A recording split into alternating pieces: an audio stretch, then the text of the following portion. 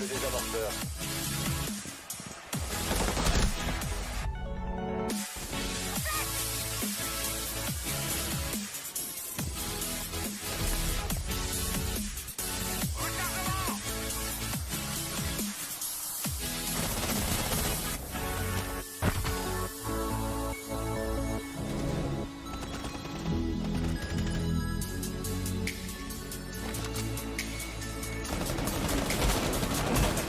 Désamorceur.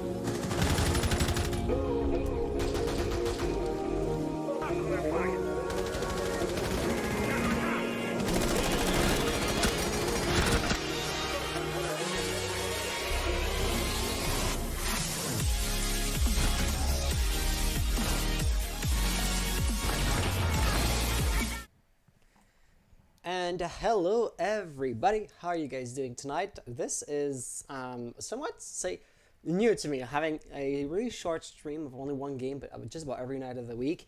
By the way, tomorrow there's going to be two games in a row back to back. That's going to be pretty interesting to watch. But until then, we are going to be seeing Phoenix Rebirth play against Unique Esports. And so both of these teams I have not seen played before. Phoenix Rebirth, yeah, right. Unique Esports haven't casted yet either.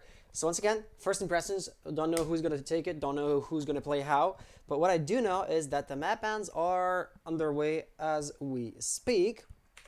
So Phoenix Rebirth had the first ban, and they went with Consulate. Unique Esports, they have just finished entering their name, and now they are going to start banning as well. Yeah, so this is gonna be really interesting. Like, which map can you expect to be played? Which map are these teams not gonna like? All this kind of stuff we get to know with time, right? So, starting at, I would say, week number 3, week number 4, like if they had a really bad defeat on a certain map, maybe they're gonna doubt themselves. Either teams, right? Maybe he's gonna think, well, let's not go there again. Let's maybe try to focus on the maps on which we have, let's say, the stronger strategies and all that good stuff. Therefore, so far, it's just too early to tell, to be honest. What I do know is that Clubhouse tends to be one of the favorite maps to play alongside Coastline. Clubhouse is a first, that's for sure. But Coastline would be a somewhat distant second, and then it just drops down, right? Oregon, Theme Park aren't exactly liked. Villa, Coastline Cafe, or Concept Cafe, I'd say, would be right about in the middle, like not too loved, not actively hated, and all that good stuff, making it so that just about any map might yet still be played, but I would really expect it to be one of the two, alphabet in numerical order, one of the two firsts, being Clubhouse and Coastline. So we're going to be seeing a Villa ban without any surprises, right? The one thing I would like to see, however, I just said we're unlikely to see either Oregon or Theme Park being played, but they are relatively new in the competitive map pool, and therefore they haven't become as stale as Cafe, Clubhouse, or Coastline. I mean, these maps, or even Consulate has been in the game since the very beginning, since the launch of the game, hasn't had a rework unlike Clubhouse, unlike Cafe. So Consulate really is the oldest map. Consulate is one of the maps that we know by heart at this point, and it's really hard to be surprised or to see anything new really be invented by either teams, by either players, by any member of the community as a whole, right? And therefore, this would have been a map that I don't exactly want to see played. It's not a bad map per se, right? It's just that I don't yet know all the ways to attack Oregon, right? For example, the basement area, you can push it from the big tower, from the construction side, from freezer, or from laundry, without mentioning the hatches. And and it's gonna be Oregon played. Nice. That's actually really nice. Same map as yesterday is gonna be. And yeah, so there's still many ways to play this map that I at the very least haven't seen before. And this is something I'm intent on, learning by basically seeing it happen for myself. On a Byflaws qui dit Joanie la gameuse, quoi. Elle dit oui, elle dit oui. And yes, this is going to be Phoenix Rebirth defending first. And therefore, Unique Esports are going to start out on attack. Let's prepare the custom lobby. I am also casting in English as a courtesy to Unique Esports, since they are from the United States. Like, you can reasonably expect the French viewers to speak English, but the English viewers won't necessarily speak French. So as a courtesy to them, I'll do this in English. But should there be like next to nobody in English in the chat, and should just about everybody ask me to switch to French, I absolutely could do that. Let's just get the players. Let's just get the players Uplay IDs so that I can invite them to the game. Aquatic UE, friend request invited, friend request sent. And Yeet, I believe I already have you as a friend. Maybe not. Maybe not. Here, so that would be yeet.pr. Alright. So, Aquatic and Yeet have been invited.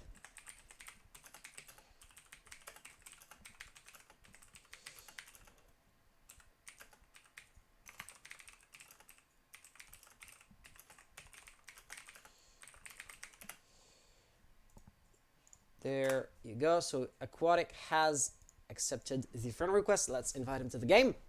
And my question to you guys would be, who do you expect to see winning? Who are you rooting for? And how do you think this game or this match is going to pan out?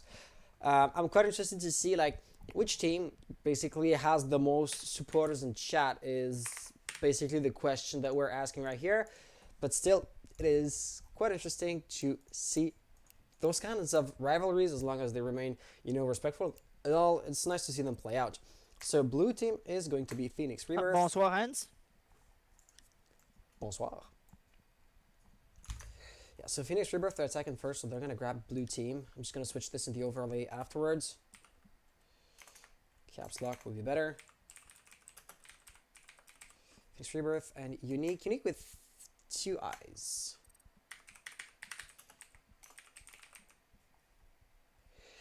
I believe, let's just leave it like that. And Aquatic can get another invite. There you go. Okay, Aquatic is in Rainbow Six. In the menu, I assume.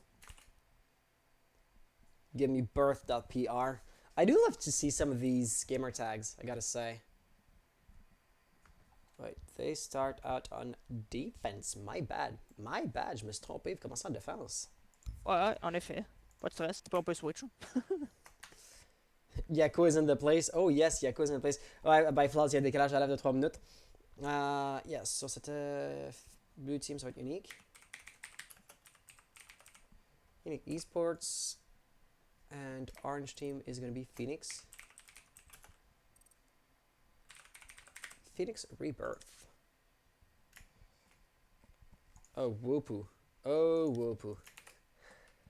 Aquatic. Where are you receiving my game invites? Are you going to join? Worst case scenario, I can just add somebody else on the team. It shouldn't be too much of an issue since we have all of the gamer tags listed right there. You know what? Might as well add every single last of them. Just for the lulz. Just for the lulz.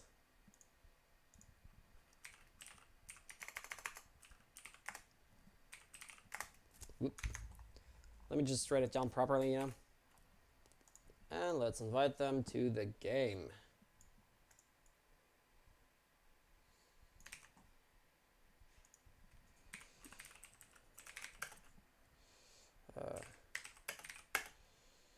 See Valky Twitch. There you go.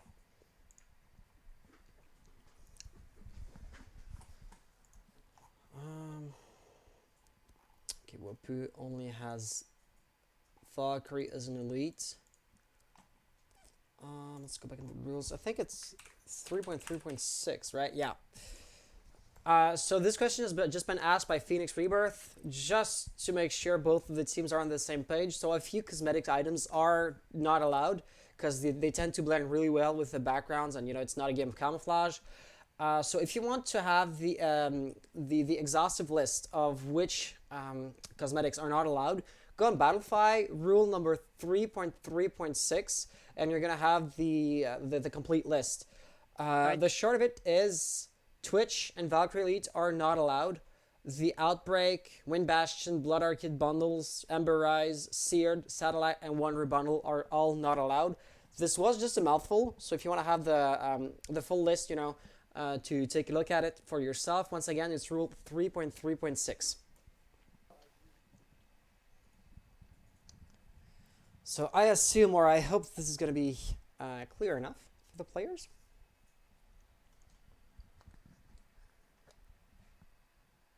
And my phone is just messing up.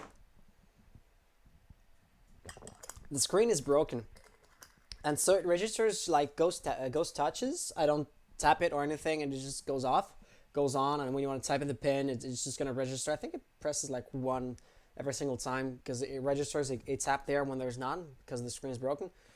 So this is like a phone that has the double tap to wake feature, and I believe I'm getting a notification. I believe like something's happening, and the screen just wakes on its own because right, and that tends to be somewhat annoying. Somewhat annoying. Okay. Also, this would be a good. Oh, all of you are there. Great. This would be a great reminder that MOS as an anti-cheat measure is mandatory, so make sure you have your MOS running and recording before the match actually starts. And since everybody's here, this would be a good time to ask, is everybody ready? If it's not running, like working. If it's not working, okay, so thing is, I'm not gonna ask for MOS or look through it as long as you're not getting protested against, okay? So as long as... Okay, so Whoopi has it, that's good, but just about everybody could be asked to turn in the MOS. I'm not gonna, apply sanctions if they're not asked for. A good example, for example, would be if one of the teams was to be late and, be too late to have the no-show sanction potentially apply. If the other team is, open to just waiting for the game to start, I'm not gonna be looking, to ban people just for every single infraction. But if somebody is suspecting you from cheating, is suspecting you of cheating, and I have then to ask you to turn in your MOS file, and if you cannot turn it in, I'm gonna have to assume that you were cheating, and I'm gonna have to proceed with an appropriate sanction. I got it, man. So run it, or rather, don't run it at your own risks. All right. With that being said, so yeah, it's kind of complicated to make it work sometime. If you need help after the game, I could try to help you set it up. I know it's a pain. And I just gotta blame Ubisoft here because we don't have any better anti-cheat softwares. Got it, man. Alright, thanks. So yeah, are you guys ready? Yeah, we're good. Awesome. Phoenix Rebirth? Yes, all good, I think. Awesome. Fawn, do you have a question? Good. Well, good luck, have fun, and may the best team win. Thanks, have fun, guys. Everybody have fun. Good luck, have fun. And there we go. By the way, Easy Chicks, follow the channel. Hey Easy, thanks for the follow. Welcome on the stream, and best of luck to your team. Also, By Flaws said Wopu cheat quand il se fait payer, fait quoi tu l'as? Wait. By Flaws, je sais, et je sais exactement quel cheat il utilise. Okay, I'm gonna say this in English. Just to include just about everybody in the conversation here. So yes, Whoopu is a known cheater. However, Yana and Arx allowed. So yeah, Whoopu is a known cheater, but I would have to add an asterisk there. Just, because the player is known by the competitive community since he is a cheater. He is more of a booster than an actual cheater. So he does this in public matches, and since he's known, I and other organizers with whom I keep in contact know exactly which cheat he's using, and as such, if he was to be suspected of cheating, I would know exactly what to look for. And he knows that. So I do realize that he is a person of interest in this instance, but also since what he's doing is known, and since he's known to be a booster more than anything else, I would not expect him to be cheating in this competition or in this game. However, it only takes one protest. It only takes, Unique Esports asking to see his MOS once for me to, have to ask him to turn it in. And if there was to be anything suspicious about the MOS, he would immediately receive a heavy sanction. Cheating is actually passive of a 2-year ban on the tournaments. So yeah, this would be a heavy-handed ban, but also, cheating destroys everything or destroys the core of the competition. The question is who's the better team, not who has the better cheats, just like doping in traditional sports, right? So I am aware of that, and I am keeping an eye on it. But also, I, on a personal level, do not think he's going to be cheating tonight. Still, Still, the facts are going to speak for themselves. As soon as we have to delve into the Moss files, we are going to know for sure one way or another. Also, we've been pretty quickly above the over the operator bands since we haven't actually talked about them. We're talking about Whooper and stuff.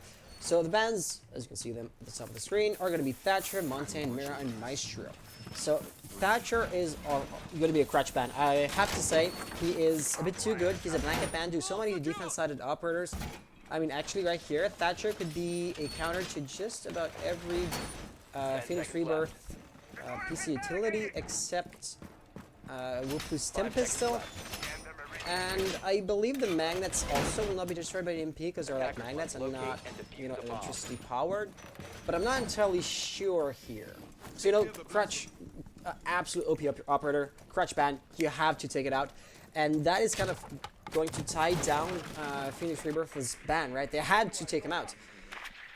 Montaigne, well, it's a shield. I mean, hard breaching is not as important in this map as it is in some other maps. So, any garage door is going to be an absolute must, but there's no garage here per se, or no important garage. Mira Maestro. Mira, this is one of her best maps, right? And Maestro is a Plantinella operator. I think this is all I have to say. One of these batteries isn't down. Lynx is a bit too far out to Banditrix, but as soon as he gets asked to do so, he comes back. And oh no, I believe Lynx was Banditrixing here, and Thermite was able to bring the heck out of him. Wow, Lynx, this is unfortunate, and that first death is going to be extremely unfortunate as well. Wait, it was a death and a team kill. It's already a 3v5 situation. Yeet taking heavy damage as well. Things are looking really good really early on for Unique Esports. The one player, I'm not sure exactly who silhouette that was, had a Guman in his foot. It was Maverick. Maverick had a Guman in his foot, so that, delayed the push a little bit. And we're going to be seeing a kill and another kill from either teams. So now a 2v4 situation. The defenders are hard-pressed, to say the least, right? There are more entryways into the objective than there are guns to watch them. So Elios and Yeet especially will have to, go back and forth with his aim. And juggling, between two lines of sight is not an easy feat. And that grenade is not going to kill him. Luckily, Elios here running away for dear life is not going to get out of it alive. He could still be revived, but realistically speaking, I don't expect this to happen. And the flake shot is not going to happen either. This is going to be Unique Esports' first round 1. And in a fairly decisive fashion, right? This was what, was it 4v2, 4v1. And if you want to count the number of players alive at the end of the round, 4v0 is just about as decisive as it gets, right? It wasn't a 1v1 that's been won by a lucky wallbang or that's been won by the skin of their teeth, one way or another. This was a decisive victory that you cannot attribute to chance. So I know going off of only a single round is a tiny sample at best, but still so far it looks as if Unique Esports are looking pretty strong. And they have a really good team cohesion, their coordination and all that good stuff is really nice, right? Some amateur teams are going to be pushing one after the other and not exactly as a team, not all together. And putting pressure from many angles at the same time, when you do have the numerical advantage, is going to make things so hard for defenders to survive. And this is exactly what we saw here, right? Undead Knight are saying unique hype. Well, the hype so far seems to be entirely deserved. What is this? A really strong first victory, and we're going to be seeing Phoenix Rebirth attempt the same thing again. Basically, Aquatic has lost rehost. 5 seconds left before Leave the game. All right, so this will have been a fairly quick, second round. So just to get people up to date, the rules around the rehosts are, I'm gonna dump them down a little bit, but basically, as long as the action phase has not yet begun, both teams are entitled to a rehost per map. This will now have been Unique Esports' rehost, so they're no longer going to be allowed another one. So should another player or the same player lose the connectivity again, the round will have to be played without him, and he's going to have to join in, later on or mid-game, and it is going to be just too bad, basically. Austin, here's your invite. And yeet, here is yours. And, you know, of course, this was a rehost because they had lost a player, right? A 4v5 situation at the beginning of the round is not to enjoy it, and neither teams wants to be forced into that situation. Esports with an S, okay. But it can also have a double or a second effect, or yeah, a side effect. So basically, this is gonna put a pause on the game, and in I that don't have a lot of instance, time. I'm working soon. any player said he doesn't have too much time. Okay, that is unfortunate. We're gonna make this as quick as possible. Oh, and the operator bands, let's not forget about them. Operator bands were Thatcher, Montaigne, Echo, and Maestro, rather. And Maryland's Maestro. Here's Maestro. And we had played AC round laundry won by blue team. There you go.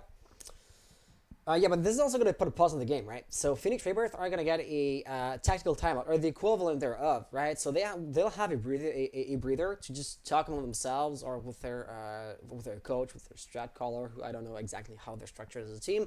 The thing is, if they want to talk about what happened last round, why did we lose, what can we do to not repeat the same mistakes, they would have only had the time to basically pick their operators and jump into the round, and now they would have had to jump into action, no matter if they had enough time to have those discussions as a team, or if they didn't, well, then it's just going to be too bad.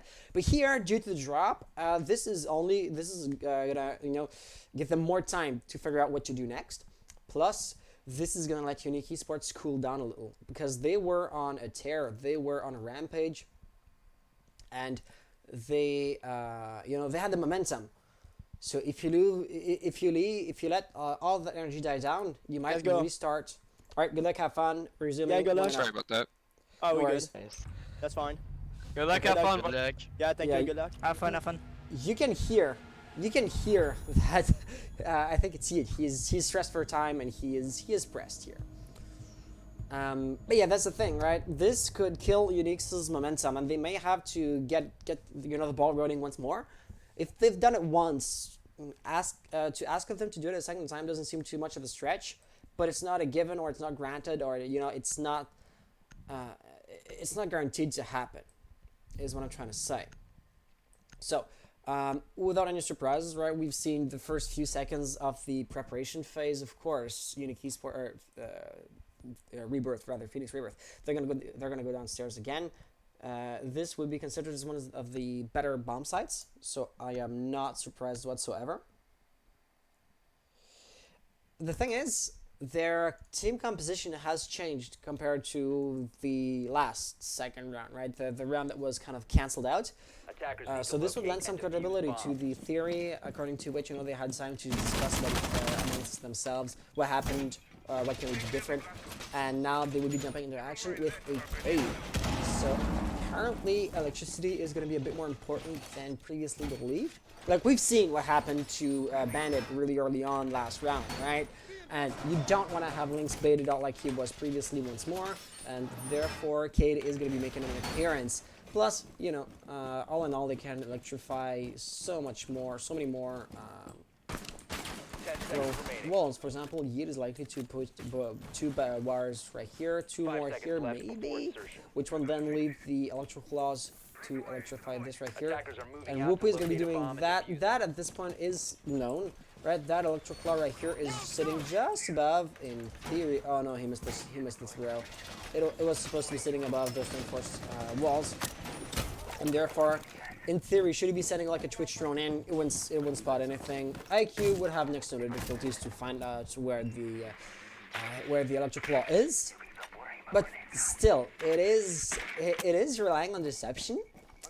But the more the map is being played out, the more the players get to know the map, the more known this spot is gonna be, and the less likely to outmaneuver your opponent it is gonna be. So we are gonna be seeing next love. I'm not sure. When you have an X, sometimes it's supposed to be interpreted as a no, sometimes an A. So I'm just gonna say Maverick. Maverick seemed to be peeking by the big tower area. I was not sure if he wanted to, be the first point man in the attack. Doesn't appear to be the case. That grenade will have destroyed the electro claw, But Thermite shouldn't go in too quickly because there you go. And this is going to be Yeet killing him mercilessly really early on. Wopu has also taken some damage. I do believe he was in a firefight with not Austin, somebody else. Nick's right here. Oh, he's not spotted, and whoever it was on the big tower has been taking the defender's minds off of his entrance, but it is not going to work. He puts Rebirth down, but Rebirth is going to be revived pretty quickly. So this attack this time is crumbling pretty quickly. Now a 2v4 situation. The good news is the remaining attackers' positions seem to be more or less unknown. I say more or less because, you know, of course, Link's position right here, he's absolutely expecting that, and the grenade was expecting him in return. And you can really see the remaining players act accordingly, right? And now you're going to have a 2v2 situation, so the tables are turning, but it's not yet a given. However, the comeback is looking extremely likely at this point. Ilios can no longer hold the entirety of the OBG on his own, and he's going to lose his firefight. This is going to leave us with Unique Esports winning their other round. Or their second round, rather. And this is not going to be a steamroll like last time. It's actually going to be a comeback, which you might argue is even more spectacular because the odds were not looking good for them, and yet they were able to prevail, which speaks greatly to their capacity of, you know, to their capabilities of adapting, right?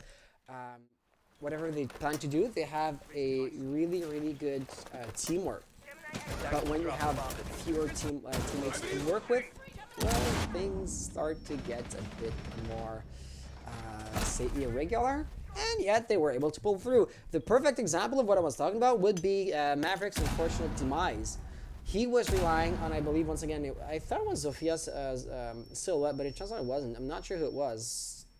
Aquatic, maybe it was IQ. IQ in the big tower making some noise, you know, distracting the defenders, and Maverick used that opportunity to walk in. He lost his firefight, he ended up dying, but the idea or the core principle speaks of, you know, the skill level of Unique Esports as a team. They have a really good coordination, and that is not to be underestimated. I mean, for example, losing your firefight is just a matter of, you know, improving your gun skills, your accuracy, your reaction times over time.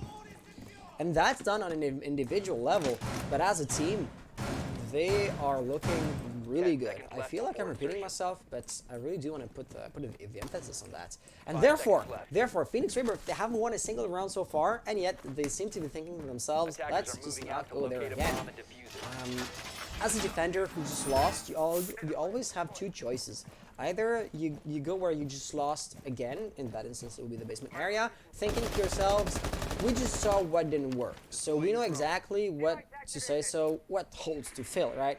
And you know, what flank was exposed? How can we not be pushed from that angle? Where should I put a camera to better guide intel on their push? Instead, they elected to go somewhere else, in the dormitories area, where they haven't been before. Therefore, they're kind of resetting the clock. Instead of trying to improve upon what they did last time, they are deeming the defense hold a lost cause, and they're going to be starting over from scratch, basically. Aquatic is absolutely expecting a roam. The single roamer that we'd be seeing is Jaeger. Jaeger is coming back, and oh no, Aquatic, you're no longer holding the angle. Should the timing be favorable, Phoenix's roam could be extremely deadly. He is extremely cautious. You can see how slowly he's going up. No drone has spotted him so far, and IQ's coming in running. This is going to be an easy kill for him. He has not been spotted, and he is still extremely focused. Against Aquatic. Oh no, Aquatic didn't want to push. Aquatic only wanted to hold the angle. This is awkward. Neither is going to push. I don't believe Aquatic knows Ilios is there. Oh, and he is strafing slowly. He was expecting somebody to be there, and he was ready for that. I, to be honest, believe Ilios was going to get the kill. Like, he was there from the get-go. He was holding the angle, seemingly ready for anything. But when it came time to actually get the kill, his, you know, reaction time basically faltered. And this is going to be Yeet holding the angle.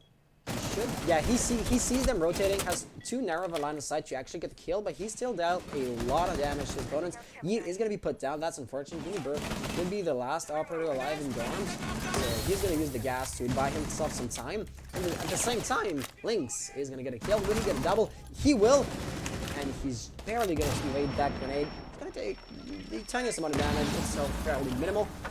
And once again, Unique Esports are not looking too good off, but they just pulled off a clutch last round, so they might do so again.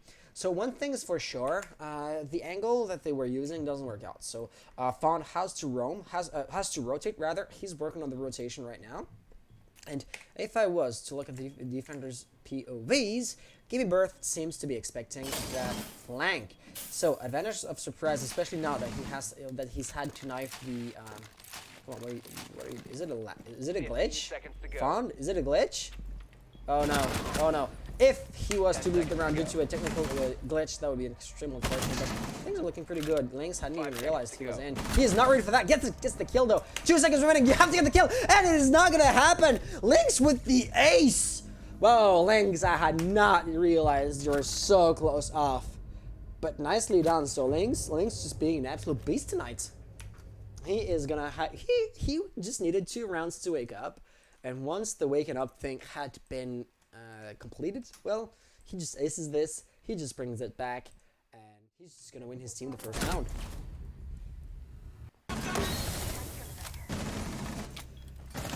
As beautiful as it is, I cannot say, however, that you should rely on that kind of strategies to win the game, right? Just saying, okay, 4 players are doing nothing, and the one other is going to just bring it back and win up the round no matter what we do, is not a good idea, because he can still be fragged by your stupid grenade, by your wallbang, or by a coordinated push and a powerful push from the attackers.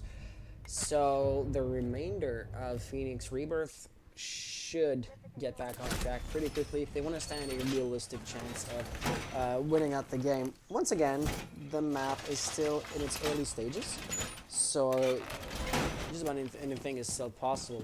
But from what I've seen so far, even though Phoenix Rebirth have been able to win another round, I don't think they're in a position to assess that they can reliably win round after round after round. You know, the kind of track record you want if you want to the map, right? But having one in the dorms area, they're going to go downstairs again, and here it is going to be just the same thing as last time. You have been there before, you know it doesn't work, you have to iterate to try something new in hopes of producing different results. This time, the addition to the strategy is basically going to be the spawn killing aspect that Wupu has tried to implement. He was there, he held a pertinent angle. Unfortunately for him, nobody spawned there. So A+ for efforts, the results weren't there, but it's not really his fault. I cannot fault him for that. And apparently Unique are still going to go for the same offense as before, right? Apostle and NX. I'm just gonna call him Love. Or him, her, I never know. I'm just gonna call him Love.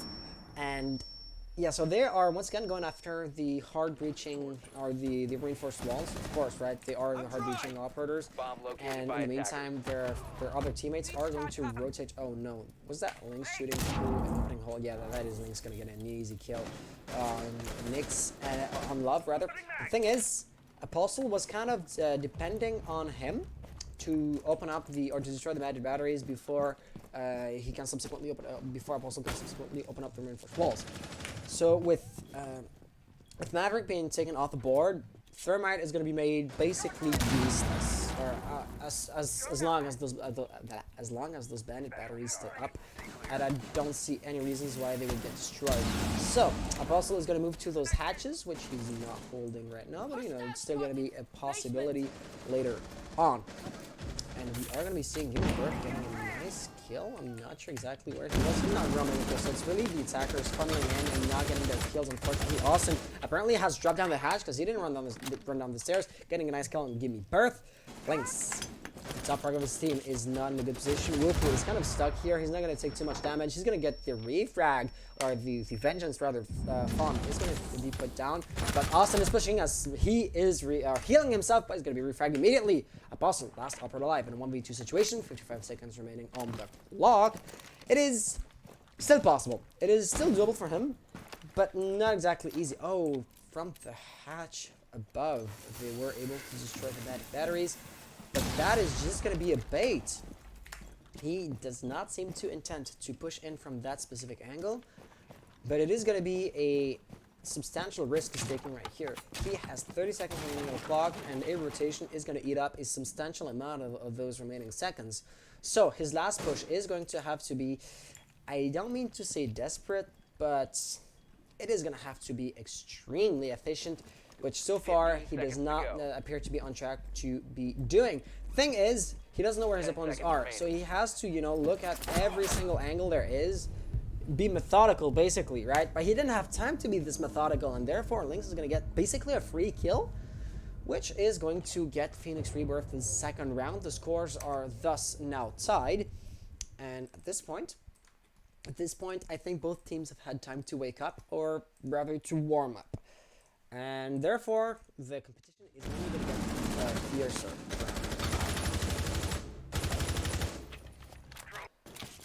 Plus, I said warm up, but also another factor that's going to be at play is both teams getting to know each other, right? So you get to know that, for example, there's always going to be the Maverick open up first walls to then allow Thermite to breach them properly. Well, not that this strategy is known, you know, I mean, Unique Esports, they are getting not necessarily complacent, but predictable by doing the same thing over and over again. Worked out so far, or rather it worked out until now.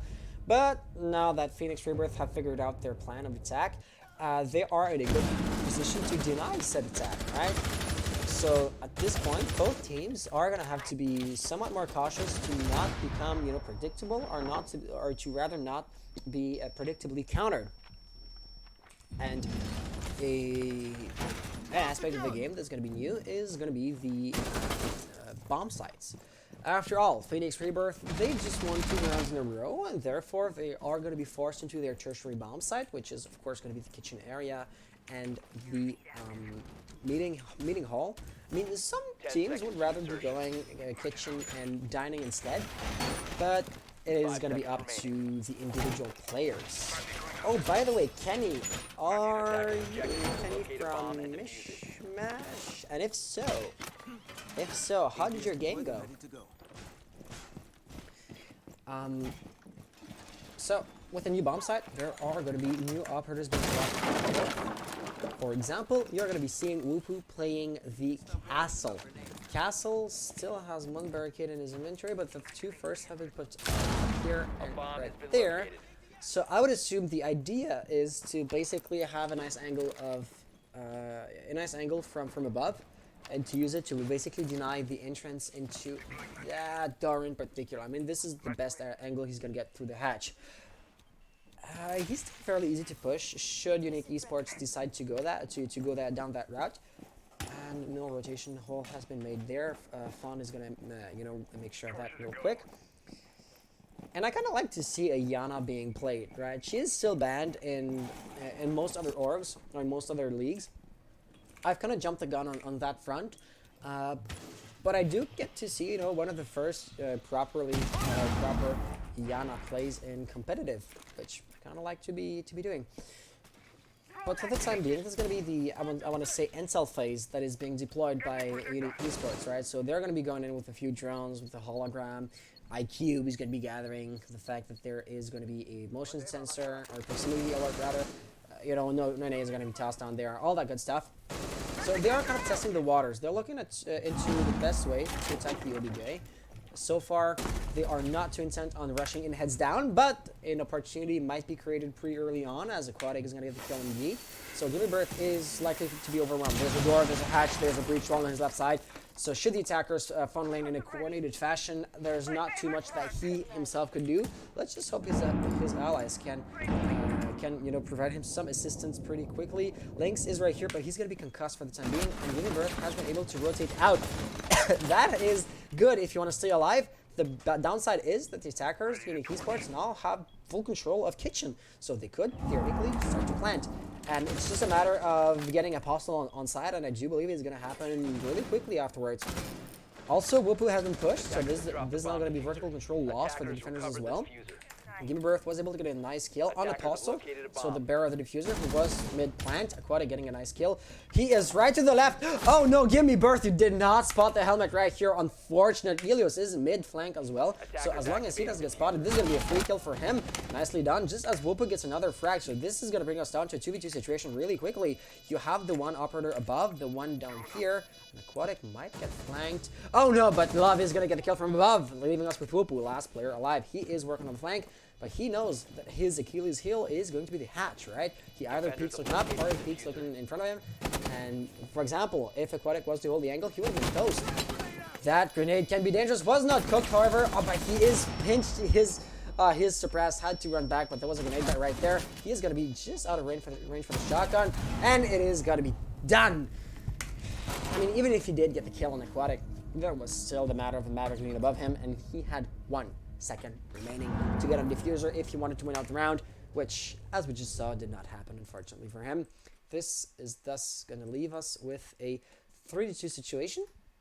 So even though Phoenix Rebirth just won 2 rounds in a row, you might have said, okay, so the momentum starts, seems to be going their way, you know, the tables may have turned. Well, not exactly. It's just not as simple as give them 2 rounds to warm up and then they're just going to win round after round after round. After all, Unique Esports just showed that to us. They are not going to give up that easily, and they were able to get another round in.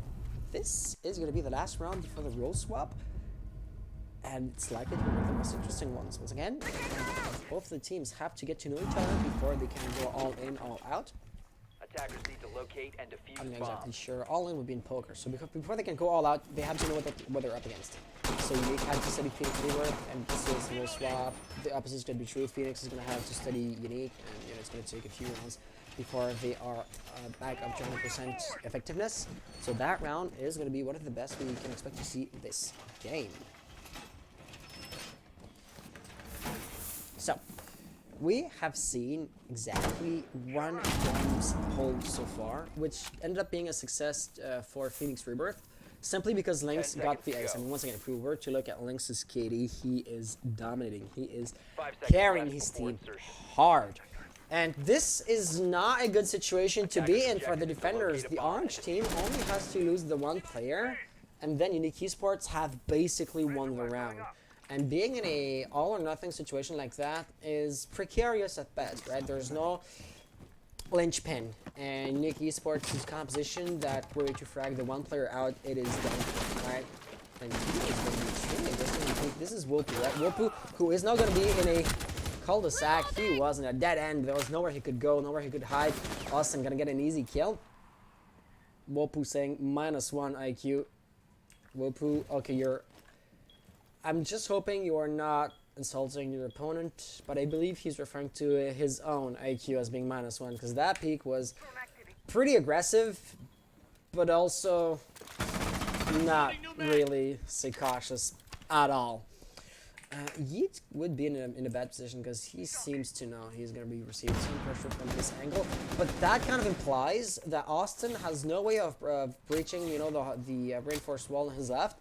Therefore, the closet push is not going to happen, making things so much easier for Lynx to hold a single angle. Once again, he's the 1 player that got the ace. That grenade is not going to kill. So yeah, being predictable against the top fragger of the enemy team, not a good idea overall. And this is going to be the real deal. But he is pulling back, and Lynx is just going to destroy the barbed wire for his opponents. Fond, though he is right here, you know, not exactly holding the angle, he's not going to be holding the angle, is what I'm trying to say. Therefore, he is unlikely to get peeked immediately. But oh no, Zofia from underneath is going to provide a distraction. Fond is not going to act on that, but he is still distracted. So Austin pushing in is going to rely on, I believe it is going to be Yeet, not Yeet, Gimme Birth from over there. Elios maybe? No, it's going to be Gimme Birth from over there. Who's going to be holding the angle, covering Lynx. Austin is going to be taking a lot of damage. Doesn't want to pick this again. Or was it Fawn? Both of these players are pushing together in a coordinated fashion. But there's been a breakthrough from the other side. So Love and Apostle are now in the attic area. And I mean, Love right here, he is going to be nading Lynx. Oh, oh no, the grenade just rolled through the cracks in the floor and fell down a level, which is gonna render the PC utility, the strong PC utility, basically useless. That is unfortunate. He is going to be facing down a tough challenge. He's gonna have to hold off the push from there. But oh no, Lynx and Ilios getting a kill, both getting a kill in rapid succession. Things not looking good for them. There's gonna be a few shots fired, but oh no, Ban is gonna get the kill here, leaving us with a 1v2 situation. Health pool wise, you know, there appears to be roughly 100 HP on both teams. Ilios is extremely lit, but you know, Lynx is still up. A heavy pre-fire is gonna be needed, and it's not gonna happen. Therefore, once again, as soon as you walk into Lynx's line of sight, he is going to murder you in short order. Therefore, this was a situation that asked for a heavy pre-fires.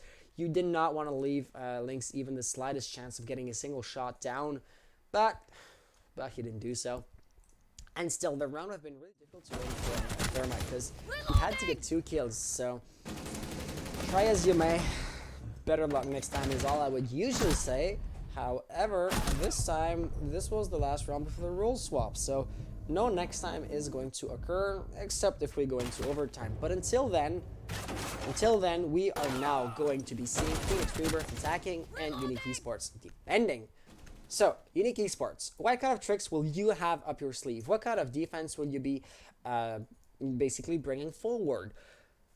We have not, for example, we haven't seen too many roamers from Phoenix Rebirth, right? We've seen 1 or 2 here and there, but they never were, I want to say, the focal points of the defense, right? They never went all into betting a lot of their players for the roam game, and therefore basically assuming or hoping that nobody would be left to mount a convincing push on OBJ, therefore leaving the objective weakly defended due to the heavy amount of roamers.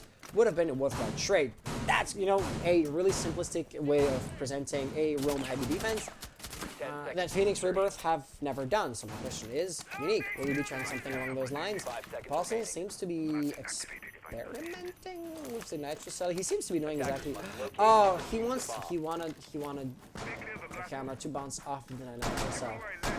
That's gonna be a really interesting angle, I have to say. It did cost him a bit of time though, so the attackers are rushing in, and I mean, Austin is still reinforcing a hatch. So should there have been a heads down Ash rush boosted by Finka, all that good stuff, Austin would have been really weak or really exposed. Aquatic, who just reinforced that wall right here, or that door rather right here, would have been just as exposed as his teammate earlier on. So overflowing into the actions phase is gonna be an indication that maybe Unique are not as efficient as Phoenix when it comes to the actual setup itself. But as long as, you know, they don't face up against a crazy rush, it is not going to be too big of an issue. However, the attackers are slowly funneling in. For example, Lynx will have made it to the blue bunker. And what exactly will you be doing from here?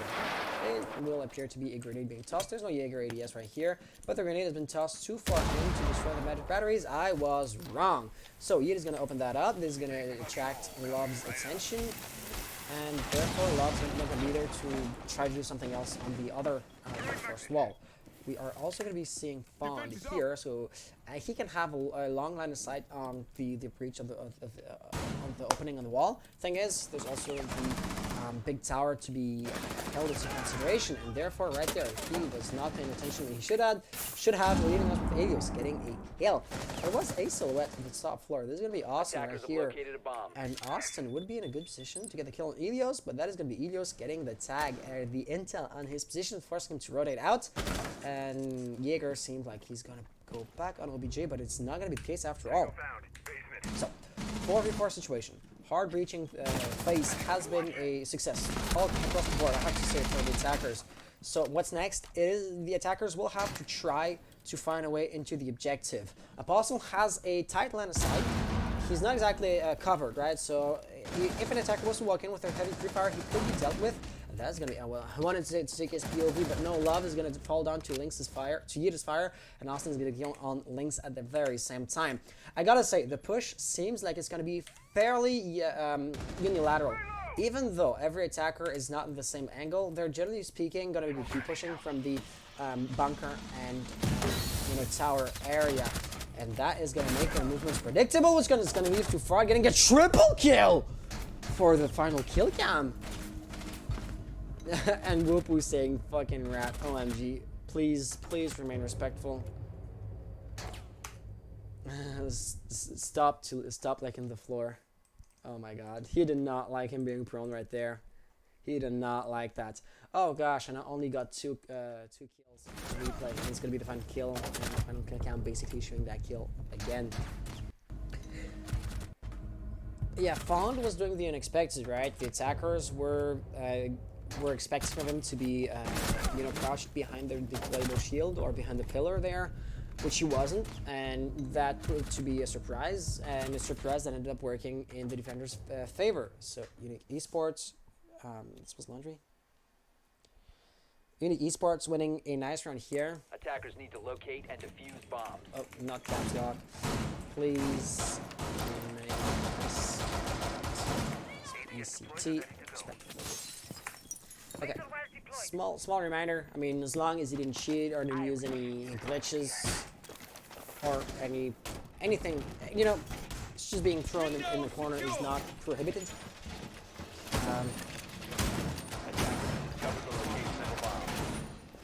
So yeah. I'm not gonna delve into that. 10 seconds to insertion. Barricade up. 5 seconds left. So yeah, please remain respectful. I mean, calling your opponent a rat could be considered an insult, and insults are prohibited. And therefore, I mean, Whoopu right here technically opened himself up to a protest for disrespect, which we are trying to avoid. I mean, as much as possible. And this is going to be another difference between Unique's and Phoenix Rebirth's defenses. I believe that was going to be a rotation hole right here, because once again, they are pretty late when it comes to reinforcing the final walls, which led to me believing in an impact grenade would be tossed in, but apparently it's not going to be the case. So, they are a few seconds too late to, just have a simple Zofia blast open up the wall, but it's still going to have to be Heat that is going to be opening up this piece of reinforced wall. I said Zofia, there's no Zofia in the composition here, but it's just a figure of speech or an example, right? Any shotgun, Helios, or Sledge in that instance. Aquatic is going to get a first kill on Lynx, and it is not just about any kill. It is the kill. Oh no, was he repelling? Was that a run out? How did he die to fall down there? So, this is going to be diffuser loss for the attackers. Not looking too good here. I mean, they're in a 4v5 situation. Hard breaching capabilities are going to be greatly limited by doing so. Plus, diffuser lost, as I said. However, Lynx has been killed outside. And I don't believe Aquatic realized he got the frag on the barrel of the diffuser. Therefore, I don't expect the defenders to be holding said diffuser. So recovering it is going to be as simple as just rotating for the attackers. As I said, that's Elios getting a nice double kill. So this is going to be the roaming capabilities basically taken off the board. Aquatic still going really strong. Wow. Still going really strong with, well, not exactly the roam, but I mean, the UMP45 is one of the weakest guns in the game. And having him getting basically all the kills for his team so far is something, I want to say. But there's going to be Jackal all around. So he's going to be tagged, and he has nowhere to go, right? He is basically in a dead end for the defenders. Of course, he's not going to run out as an attacker could. And therefore, Elios is going to get an easy kill for him, leaving us with a 2v3 situation. But diffuser has still not been recovered. And with, the timer dwindling down, there's only 39 seconds remaining on the clock. A rotation, it's a long rotation to get back up to the big tower area. It is ever less likely to be happening. So Phoenix Rebirth are in a frag or in a team. Oh no, the team kill. Oh no, that is going to be unfortunate. But yeah, so Yeet has no choice but to get the double kill, which he's not going to do so. And therefore, Unique Esports are going to win yet another round. This team kill was really unfortunate. I think, I don't want to say it sealed the deal, the early kill on Maverick, which was, utility-wise a really important operator. With the diffuser, he was double VIP. The diffuser was never recovered, but still, I mean, it was a 2v2 situation. The attackers were on the brink of setting foot on the OBJ, so the final firefights were going to happen pretty quickly. And it could have gone Defender both has left ways. the designated But safe then the team kill occurred, and it was just too late at this point. Thermite, Thermite couldn't do too much. Right here. This is cringy, at the very least. Yeah, he responded with a question mark while getting called out. Someone wasn't spanked as a kid? Oh my gosh. Kenny, I'm not gonna delve into that.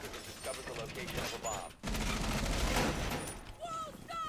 But yeah, so Whoopu, I would say, is a character, to say the least. I mean, he's just been dork. I have to keep an exhaustive log. Should we have a rehost situation, I have to know which one has been played where. 10 seconds to go. For example, and this is going to be another difference between Unique and Phoenix. Their tertiary bomb site is going 5 to be seconds remaining. dining rather than meeting. Attacker's objective is to defuse So yeah, the bomb. Whoopu, he is a known cheater who tends to cheat in ranked as a booster to basically earn money. So in the context of a competition, this is going to be extra suspicious. He's going to be a person of interest. And, you know, he's really paradoxical or really unique as a cheater because he doesn't really try to hide himself. He actually wants to market himself to, you know, gain quote-unquote customers.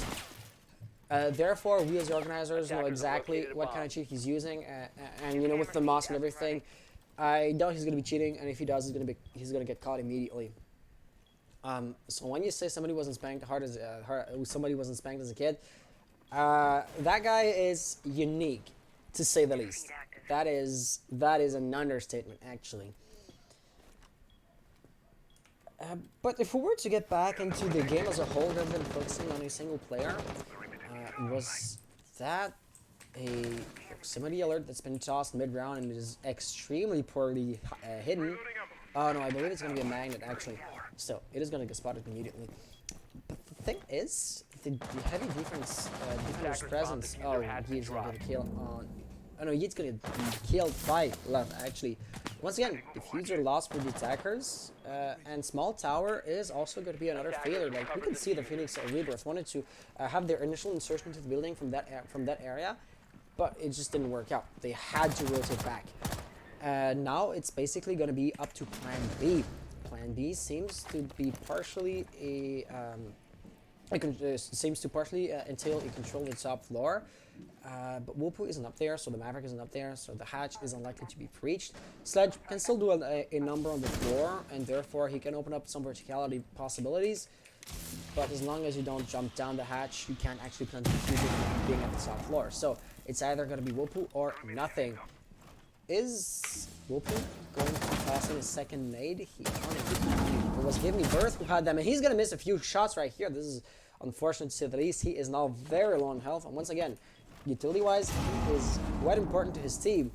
So I'm not exactly sure what he's going to be doing right here. Elio's still in rotation. Give Me Birth. Oh, Give Me Birth is coming from the kitchen corridor. He doesn't seem to have been spotted. Of course, he just got a kill, so now his position is going to be known. But I don't see any defenders reacting to his, you know, newly known position. And as I say this, of course, Austin's going to rotate. But with only 27 seconds remaining on the clock, Phoenix Rebirth is going to have to act pretty quickly, no matter what they want to do. And what they want to do is to cut off Aquatic's rotation. That was unfortunate, but come on, Jaeger. You were woefully woefully exposed here. I'm not sure why you tried to do this. Austin with the pistol is going to get the first kill. Double kill! Whoop, last effort alive. 1v2 situation, and that is not going to happen. Even if he wants to get the kill on Fond, never, ever, ever would have Clash left herself die exposed when she only has to, you know, outlive her opponent for, you know, half a dozen seconds. It wouldn't have happened. So this is going to be a match point situation.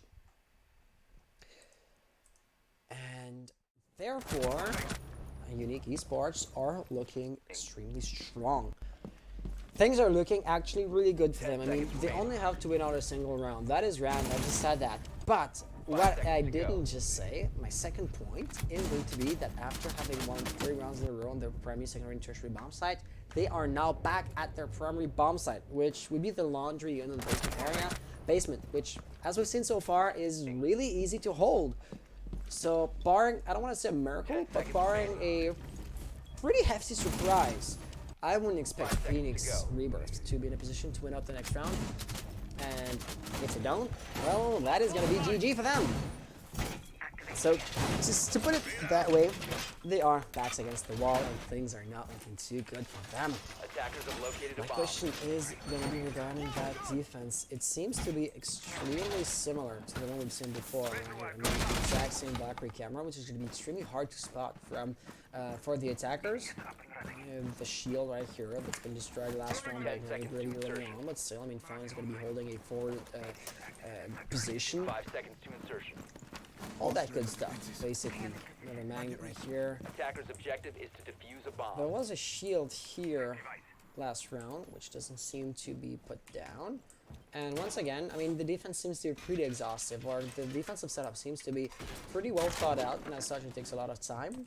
Therefore, Austin's once again going to overflow time-wise into the action phase to finish his initial setup, but still, once again, hasn't been rushed by, you know, a bloodthirsty Ashe, and therefore, it's going to be too dangerous for him. Thing is, he just went upstairs to reinforce the hatch. Thus, Ilios is going to have a very easy time to, you know, find a few footsteps. Their staircase is going to be a really easy indicator of where somebody was, and he's going to realize that Austin, that is going to be Aquatic, who's just above him. Does Ilios plan to do anything about that? I mean, he could just plant a claymore and, you know, rush downstairs and help out his teammates on the bomb side itself, but for the time being, he seems content on holding a line. So what's going to be happening? That hard breaching phase has been started, but this is going to be a bandage fixing game, which we know and love from Clubhouse especially. But oh no, if you open up that angle, this is going to be an easy kill for Yeet, who is going to get frag on Apostle. So it is not going to be trivially easy for Lynx to open up any and all bandit batteries, and therefore you can just expect Yeet to be in a position to breach both or just about every reinforced wall that is going to be remaining. Austin still roaming, Aquatic still roaming, leaving us with Love, basically the only one to defend the bomb sites. Things are not looking too good for him, but he is smoked, so he can just toss down a Toxic Babe and, you know, buy himself some time, the time that is going to be badly needed for the remaining defenders to rotate back on site. And as I say this, they are back in a good position. Aquatic has a shot at the drone. His position will be known once again, and that drone's also going to be feeding intel on Austin's position. So the Toxic Babes are going to be extremely important and extremely critical if Smoke was to die. Right here, for example, that could be the end of it, or at the end of the round at the very least. So, in the immediate sense of the word, neither Austin nor Aquatic, and Aquatic's going to be killed as I say that, have a good angle on the objective itself. So if he wants to deny the planted diffuser, he's going to have to rotate. He's going to have to actually peek something. And if the angle was to be held by an attacker, his chances of survival would be fairly slim. To the right, there's going to be Sledge, and of course, he did not know that Sledge was there. Therefore, Gimme Birth for Phoenix Rebirth is going to win out the round, and is going to keep the orange team in the game for, at the very least, a round longer. Thing is, winning 3 rounds in a row is, you know, unlikely, is somewhat surprising, or is a somewhat, you know, daunting task, right? But now that they have 1 round in the bag, they only have to win out 2 more. And, you know, winning 2 rounds is no longer as insurmountable a task as, you know, the 3v1 or the 3 rounds comeback is. So their odds of, you know, bringing this into overtime just went way up, basically is what I'm saying. However, Unique Esports, they can just go into the basement area once again, since they've just lost. And I said this fairly frequently for the orange team. Oh, yes, I didn't read. Defenders, protect your bombs from being defused by attackers. Is Thermite lead banned? No. Yeah, sorry, I wasn't looking at the game chat. There is OT. So yeah, just to make sure, only Valk and Twitch elites are banned. Yes. The rest, yeah, are 5 seconds left. okay.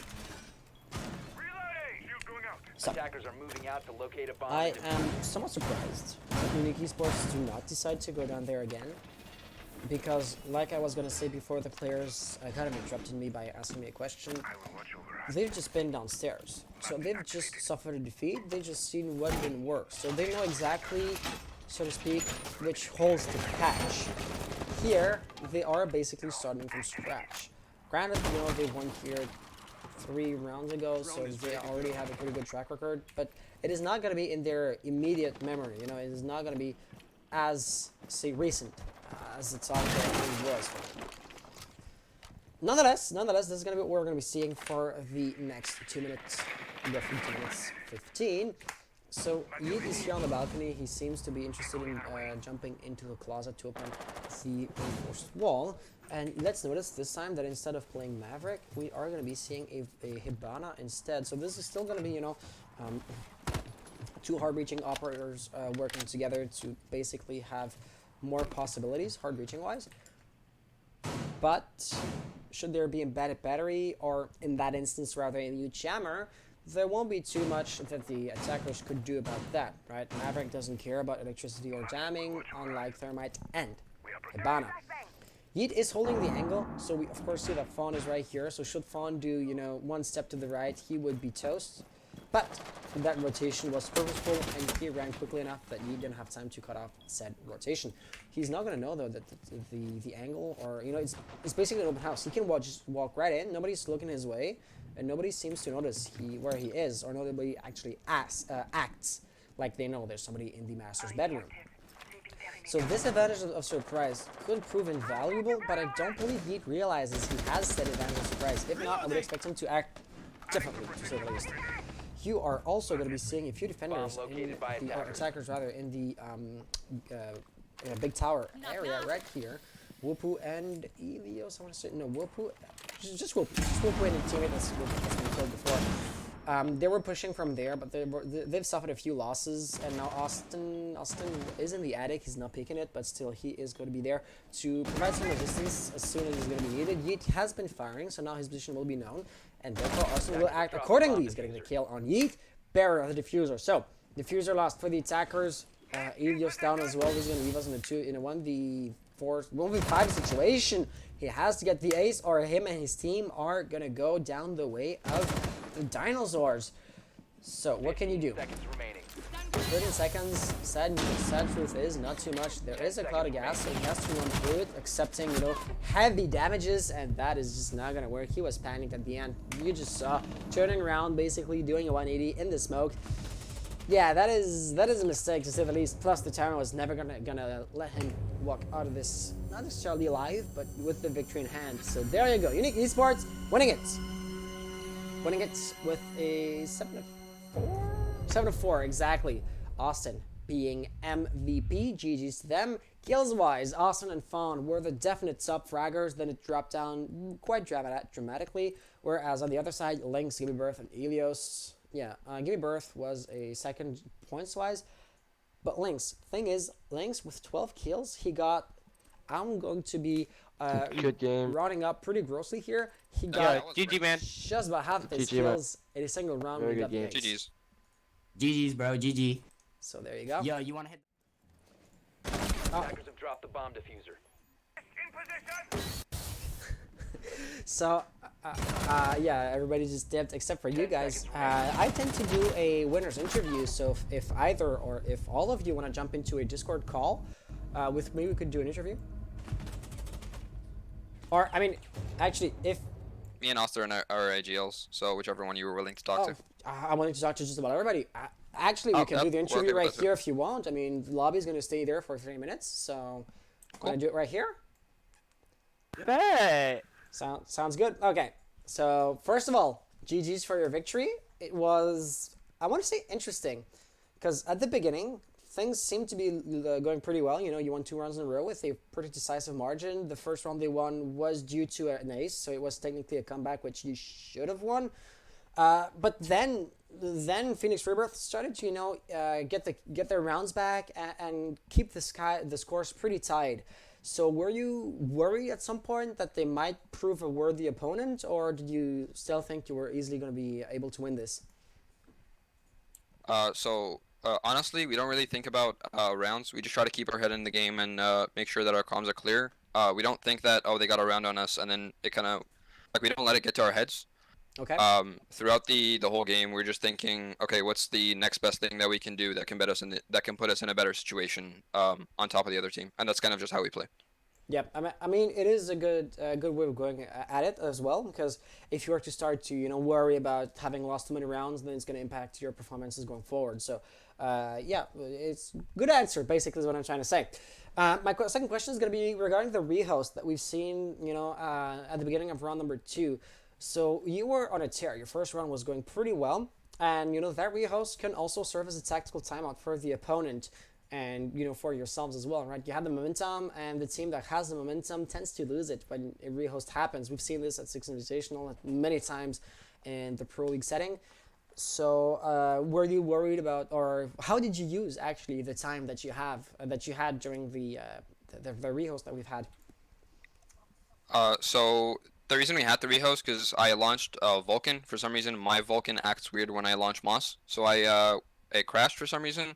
Okay. But I rehosted, and while we were doing that, we are kind of just discussing what our game plan is for other sites. So, as an AGL, me and Austin were kind of just talking about, hey, so we're gonna have our hard breeze do this. We're gonna have the watch flank. This is what we're gonna do with the drone, etc.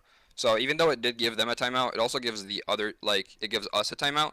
Yeah. So it kind of served both ways, and it also just helped us get back in the game because, after the first round. We don't like to get cocky, and that kind of helps out. I see. And basically the last question that comes to my mind here would be, so at the role swap, it was a 3-3 situation. So, points were tied, but you didn't lose a single round on offense. Why is that? Like, how come, or why did you perform so much better when attacking? On defense? On defense, rather, my bad. So why did you not lose a single round when defending? And what changed when the role changed? We actually lost a So round. we lost one downstairs, just because we got over aggressive because of the man advantage. But yeah, basically we going 3-3 on attack. We kind of knew that we had an advantage because it is more of a defender-sided map. Yeah. I believe we kind of just capitalized on small mistakes, and that's kind of the way that we play. We kind of realize we drone heavy. We look at the other team. What are they doing wrong? And we kind of just capitalize on it and do it better. So this is a map that was new to us. So we kind of just took their strats and fixed it up, and just played it better, I guess. I see what you mean. I see what you mean. So if I was to react to what you just said, utilizing your opponent's mistakes, it worked out. It is a legit strategy. But if you were to progress at a higher level, expecting your opponent to make a mistake is just something that's eventually no longer going to happen. So long term, if I was to give you guys a suggestion, try to find a play style that doesn't depend on your opponent making a mistake. But other than that, GG's for your victory. Yep. Yeah, sorry. So I didn't mean that we look for mistakes. I meant we kind of just play the way that we play, like our play style, because we have a set plan. But when we see mistakes, we kind of make sure that we use those against the opponent. That's kind of what I meant to say. Okay, yeah, makes sense. I see. Yeah, because I mean, yeah, you did pretty well, and you weren't just passive until you noticed something. I see. Yeah, but all in all, that's just about every question I had for you guys. I don't have too many of them, and there's no point in dragging this on for too long. So once again, GG's for your victory. I do believe your next game is going to be tomorrow night. Yes. So I'm going to be casting this as well. But until For then, sure. until then, GG's, and best of luck with your next game. And GG's. Thank you. see you Looking forward tomorrow. to see you next game. GG, Awesome. next word. Take care, guys. You too. And that is going to be it for me tonight. We did have a game at 8 o'clock, so basically an hour before that match started. And I could have casted it, but unfortunately, I had not known that the game started before. It was too late for me to actually, fire up the stream and still be on time for the beginning of the game. So Kenny from Mishmash, how did that game go? Did you enter in the scores on Battlefile? Let me take a look at this real quick. And also let me enter the scores of that map if it had not been made by the players so far. So we've seen Unique Esports play Phoenix Rebirth match. Scores have not been entered. It was a 7-4. And I'm just going to take a 30 seconds time to remind the players that regarding Moss, you're supposed to upload the files to Mediafire, and then the share link that it's going to give you, you're supposed to paste it in that match's chat, so I can quickly find the anti-cheat files linked to a specific game should they be needed. So this is going to be item number 1. Item number 2 is going to be Mishmash's game against, was it OnlyFans? Or was it, it was Hostile Actions. Hostile Actions have won. No, this game was this morning. It was Monday night. Tuesday night, rather. So it was against OnlyFans. No, right. OnlyFans I've seen. So it was against Hostile Actions. Hostile Actions, oh god, Mishmash, you lost 2 games, 8-6. Oh my gosh, this must be frustrating to have seen two rounds, to have had a really close game twice in a row, going overtime twice in a row, and then losing it in overtime. That is unfortunate, but there you go. I'm just gonna take another 30 seconds to say I am gonna try to be a bit more cautious regarding the starting times of the games. What I'm going to do starting next week is the chats that you're going to have with your opponents are no longer going to be, Discord DMs private between you and them. I'm going to create a group chat rather.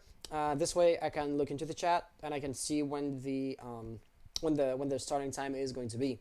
And feel free to ask me to cast your game, moments in advance, days in advance, so I can actually clear the schedule, because I was free. I just didn't have enough, enough time beforehand to cast you guys.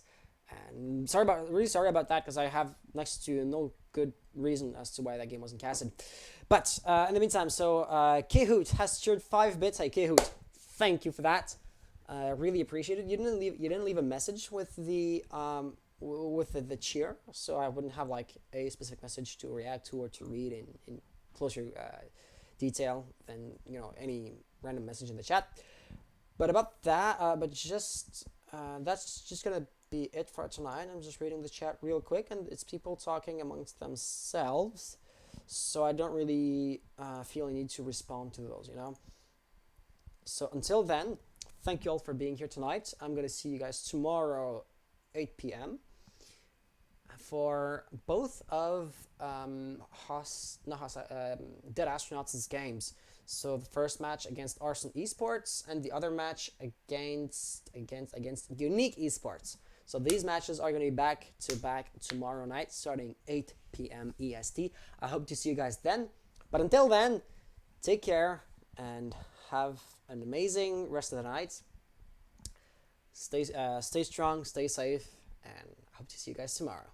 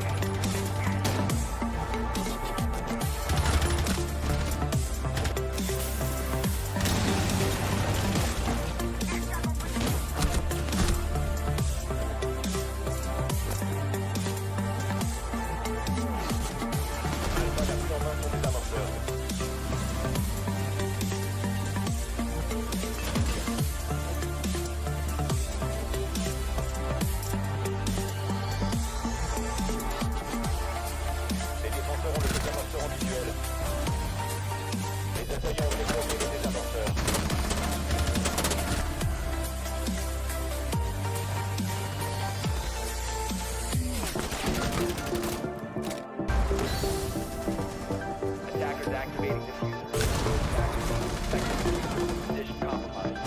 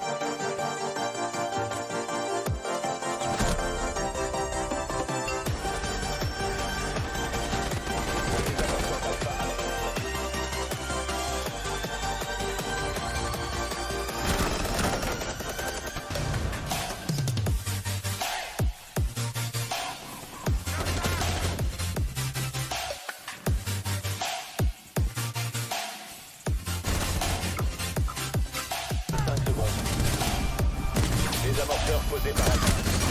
Protégez le désamorceur.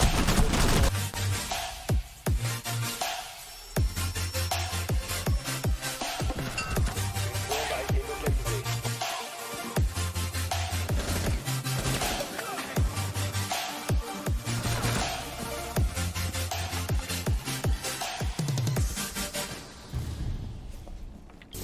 Bombe localisée par Alpha.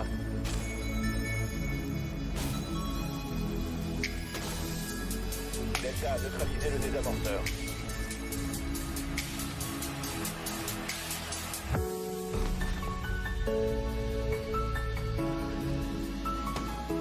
Defenders disabled the diffuser. Bomb diffusing attempt failed.